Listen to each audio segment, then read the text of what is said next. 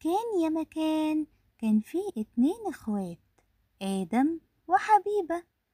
كانوا عايشين مع بابا وماما في بيت جميل، والبيت بتاعهم كان دايما مليان سعادة. آدم وحبيبة كانوا فاهمين إن بابا وماما بيتعبوا عشان يوفروا كل حاجة حلوة في البيت. في يوم ماما دخلت المطبخ عشان تعمل الغدا، نادت على حبيبة وقالت لها: يا حبيبة، ممكن لو سمحتي تساعديني وتجيبيلي طبق الخضار؟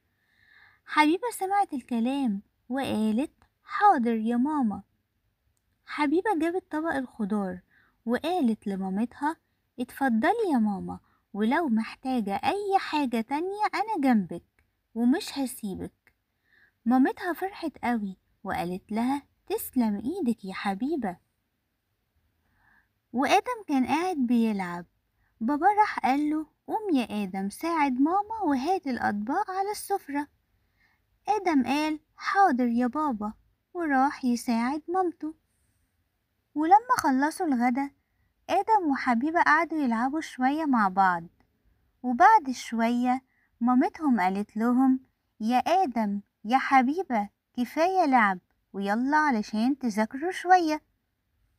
آدم وحبيبة سابوا اللعب بسرعة وقالوا: حاضر يا ماما، وقعدوا يذاكروا مع بعض.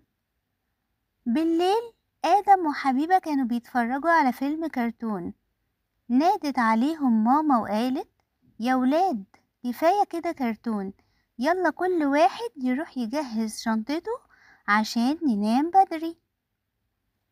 آدم وحبيبة قاموا على طول وراحوا يجهزوا شنط المدرسة بتاعتهم، وقالوا بصوت واحد: احنا يا ماما خلاص خلصنا تحضير الشنط وهندخل ننام دلوقتي، تصبحي على خير يا ماما.